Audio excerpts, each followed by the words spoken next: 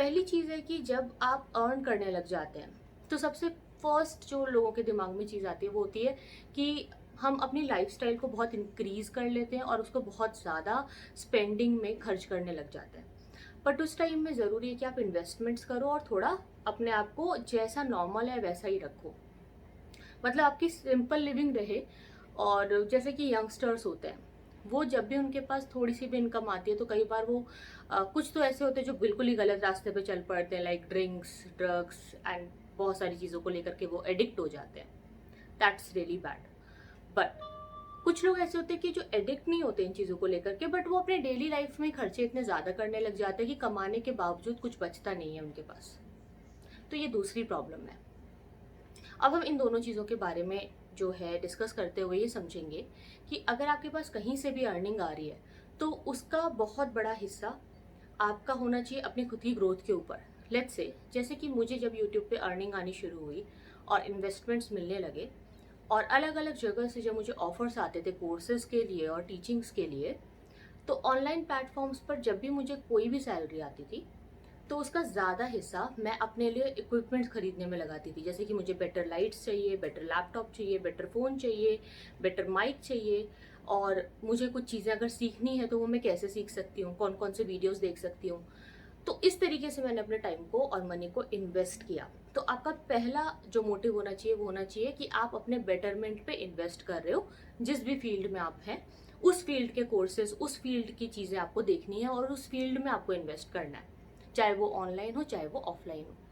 दूसरी चीज़ है, कुछ लोग जो है म्यूचुअल फंड्स और दूसरे इस प्रकार के कॉपरेटिव्स होते हैं जहाँ पे अगर आप अपने जो है कुछ पैसे रखवाते हैं तो उसका बहुत ज़्यादा आपको इंटरेस्ट मिलता है। But I suggest you not to do that. Because कई बार ऐसी जगह जहाँ पर आपको जो है बहुत अच्छा पे मिलता है या जहाँ से आपको रिटर्न्स बहुत अच्छे होते हैं वहाँ रिस्क भी बहुत ज़्यादा होता है। थ्रू आउट दिस जर्नी मैंने कहीं पे भी ऐसी जगह पे जो पैसे हैं वो इन्वेस्ट नहीं किए जहाँ पे रिस्क था। एग्जाम्पल के लिए ऐसे कोई भी कोऑपरेटिव सोसाइटीज़ और ऐसे कोई भी जो फंड्स को लेकर के बैंक्स में भी ऐसे स्कीम्स आते रहते हैं, या म्यूचुअल फंड्स हो गया या ऐसे शेयर्स हो गए, शेयर मार्केट वगैरह हो गया, इसमें लोग मुझे सजेस्ट करते थे that you are earning so well तो you should invest some money in this. और थोड़ा बहुत अगर डूब भी गया तो क्या होगा, इससे ज़्यादा फर्क थोड़ी ना पड़ता है। लेकिन ये बहुत ही प्रॉब्लमैटिक चीज़ है क्योंकि आपको पता है कि अभी जैसे कोविड की सिचुएशन जब हुई है तो इस पैंडेमिक की सिचुएशन में अच्छे अच्छे लोगों के शेयर्स डूब गए। सारा जो ऐसा मार्केट होता था जहाँ पे मतलब कॉपरेटिव्स होते थे, बैंक्स इस तरीके के जो होते थे, वो सब मतलब चले गए, कितने सारे तो दिवालिया हो गए। दूसरी चीज़, कई लोग प्रॉपर्टी में जब इन्वेस्ट करते तो वो ऐसी प्रॉपर्टी में इन्वेस्ट करते जो डेवलपिंग प्रॉपर्टी होती है, यानी कि वो ऐसी जगह पे लैंड या फ्लैट खरीदते जो बन रहा है और फिर वो कभी मतलब बनता ही नहीं है, या अगर बनता है तो बहुत सालों बाद बनता है। तो मैं ये कहूँगी कि आप ऐसी जगह पे भी इन्वेस्ट मत करो जहाँ पे बिल्डर्स आपको ये कहते हैं ना कि हम आपको ये बना के दे देंगे, ये बना के हो जाएगा। वो भी हमेशा काम नहीं करता, क्योंकि खुद मेरे साथ ये मेरा पर्सनल एक्सपीरियंस है कि वो चीज़ जो मैंने जहाँ इन्वेस्ट की थी वो मतलब रेडी नहीं हो पाया। इसके बाद फिर मैंने ये सीखा कि जब भी कुछ लेना है तो वो जो चीज़ बनी हुई है रेडी है वो लेना है, या लैंड में आपको इन्वेस्ट करना है।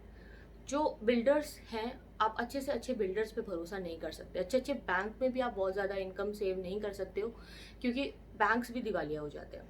कहीं पे भी आपका पैसा सेफ नहीं है। दूसरी चीज़ जो मैंने ध्यान रखी वो ये है कि जैसे एक पर्टिकुलर अमाउंट ऑफ सेविंग्स को मैंने रीच किया, मैंने उसको फटाफट स्पेंड कर दिया, मैंने उसको बैंक में नहीं रखा। बिकॉज आई थॉट कि बैंक में पैसा रखना भी कई बार इतना ज़्यादा सही नहीं होता। तो इस चक्कर में मेरी सेविंग सारी ख़त्म हो गई। तो मैंने किया क्या, ये मैं आपको बताती हूँ। मैंने स्पेंड किया इसको एक हाउस के लिए। तो मैंने एक इंडिपेंडेंट हाउस खरीदा विद लैंड एंड एक पॉश एरिया में खरीदा, जिसकी वजह से वो मुझे काफ़ी महंगा पड़ा। उसके मेरे सारे सेविंग्स भी चले गए, but I wanted to make something for my parents, for my family. तो मुझे लगा कि अपनी फैमिली के लिए कुछ बनाना चाहिए, so I invested the money in that. And then मुझे लगता है कि वो चीज़ हम रिटर्न दे ना दे, but at least there is a safe and a good place to live in and family would be happy about it. तो ये एक बहुत बड़ी अचीवमेंट होती है गाइस, कि आप एक बहुत अच्छे एरिया में एक बहुत अच्छे स्टेबल जगह पर रह रहे हो और आपकी फैमिली भी एक कंफर्टेबल लाइफ जी रही है। तो 2-3 चीज़ें जिस पे ध्यान रखना चाहिए वो ये है कि बहुत ज़्यादा डेवलपिंग जो एरियाज़ होते हैं वहाँ पे आप पैसा ना डालो, क्योंकि जहाँ पे डेवलपिंग है उसका पता नहीं है कि वो डेवलप कब होगा। बेटर है कि थोड़ा सा जो डेवलप्ड है, स्टेबल है, आप वहाँ पे मनी अपना खर्चो। तीसरा, आप कभी भी ऐसी जगह पे पैसे ना डालें जहाँ पे रिस्क है। जैसे कि कोई बोलता है कि चलो मैं नया बिजनेस स्टार्ट कर रहा हूँ तो तुम मेरे साथ पैसा लगाओ। अब देखो, जब भी किसी जगह पे आपको बहुत ज़्यादा हाई रिटर्न बोल रहे हैं ना लोग, तो उसमें याद रखो कि अगर रिटर्न हाई है तो रिस्क भी हाई होगा। तो कहीं पे भी बहुत रिस्क में मत जाओ। इससे अच्छा है कि बिना रिस्क में थोड़ा कम ही आए इंटरेस्ट, बट इट्स फाइन। तो मैंने क्या इसके लिए जो तरीका अपनाया था, मैंने जो है अपने पेरेंट्स के सीनियर बैंक अकाउंट्स खुलवाए थे। जो सीनियर सिटीजन्स के अकाउंट्स होते हैं ना, अगर आप उनमें सेविंग्स रखते हो तो उसमें आपको इंटरेस्ट बहुत हाई मिलता है। तो दैट आई डिड। तो मैंने ये जो किया तो इससे क्या हुआ, मुझे बहुत हाई इंटरेस्ट मिला। तो मैंने पैसे यहाँ वहाँ कहीं इन्वेस्ट नहीं किए, मैंने जस्ट एक डेवलप्ड सेक्टर में लैंड में इन्वेस्टमेंट किया, और दूसरा मैंने इन्वेस्टमेंट बैंक में ही रखा, और बैंक के अंदर ही जो आपका मतलब एफडी करवाते हैं और उसमें आपको जो सीनियर सिटीजन्स के अकाउंट में अच्छा हाई इंटरेस्ट मिलता है उसमें किया। तो बैंक्स में भी आप सेफ बैंक्स को चूज़ करें। अब मैं यहाँ पे किसी का नाम नहीं ले सकती वीडियो में, because it would be like a promotion. तो आई वुड से कि देखो, कोई भी जो बैंक काफ़ी सालों से चल रहा है और जो स्टैब्लिश्ड है आप उसमें रखो, और प्राइवेट बैंक्स थोड़ा ज़्यादा आपको देते हैं। गवर्नमेंट बैंक्स में आपको इंटरेस्ट भी कम मिलता है, या आप पोस्ट ऑफिस में भी पैसे रख सकते हैं। तो मैंने कुछ पैसे जो है पोस्ट ऑफिस में भी रखे, ताकि for the future to be on the safe side कुछ होना चाहिए। तो इस तरीके की चीज़ों में इन्वेस्ट करो जहाँ पे आपको रिटर्न भी अच्छा हो और रिस्क ना हो। चाहे वो कोई बिजनेस में पैसा लगाना हो, चाहे वो शेयर्स खरीदना हो, चाहे वो कोई स्टार्टअप हो, चाहे वो कोई एप्लीकेशन लॉन्च करना हो, चाहे वो यूट्यूब चैनल ही क्यों ना हो, कहीं पे भी बहुत ज़्यादा लगाना नहीं चाहिए। जब आपको कुछ आने लग जाए तो उसका कुछ हिस्सा लगाओ और बाकी सेफ रखो। तो इससे आपका रिस्क कम रहता है। जहाँ पे भी आपको लगता है कि यहाँ पे बहुत ज़्यादा रिटर्न आ सकते हैं लेकिन रिस्क अगर हाई है, तो please don't go on that, क्योंकि आपको नहीं पता कि कब क्या हो जाए। अब जैसे कि किसी को नहीं पता था कि ऐसी पेंडेमिक की सिचुएशन में इतना सारा मार्केट डूब जाएगा, शेयर मार्केट्स का लॉस होगा, सारा स्टॉक्स, सेंसेक्स, सब कुछ नीचे चला जाएगा, किसी को नहीं पता था, बट हो गया। अच्छे से अच्छी कंपनीज आज लॉस में चल रही हैं। तो आपको ये चीज़ पता होनी चाहिए गाइस कि आपको कहीं पे भी जब भी आप कुछ करते हो तो आपको ये हमेशा ध्यान में रहना चाहिए कि वर्स्ट से वर्स्ट के लिए आप प्रिपेयर्ड रहें। एक और चीज़ होती है, कुछ लोग क्या करते हैं जब इन्वेस्टमेंट करते हैं तो एक ही जगह सारा इन्वेस्टमेंट कर देते हैं। मैंने ऐसा कभी नहीं किया, मैंने अलग अलग जगह इन्वेस्ट किया। तो अलग अलग जगह में करने से, जैसे कुछ पैसे आपने पोस्ट ऑफिस में भी रख दिए, कुछ पैसे आपने जो है कोई स्कीम जो आपको बैंक में लग रही है तो वहाँ पे डाल दिया, कुछ आपने दूसरे बैंक में डाल दिया, कुछ तीसरे बैंक में डाल दिया। तो अलग अलग अकाउंट्स आप मैनेज करते हो, और आप इसके लिए सीए की एडवाइस भी ले सकते हो। लाइक मैंने भी सीए की एडवाइस ली थी।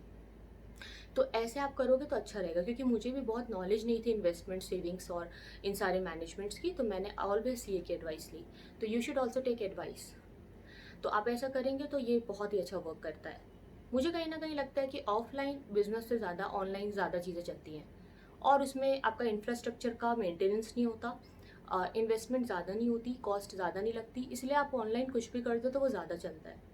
लाइक ये मेरा पर्सनल एक्सपीरियंस है, मुझे ऑफलाइन का कोई एक्सपीरियंस नहीं है तो मैं कुछ कह नहीं सकती।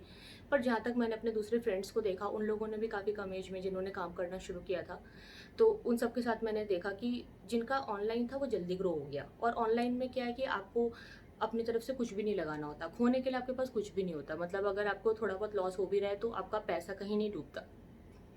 तो आपको ऐसी चीज़ें सोचनी चाहिए कि जैसे कि आप कोई ऐप लॉन्च कर रहे हो तो कोई एक ऐसा अच्छा सा ऐप लॉन्च करो जो ऐप बहुत ही अच्छा है।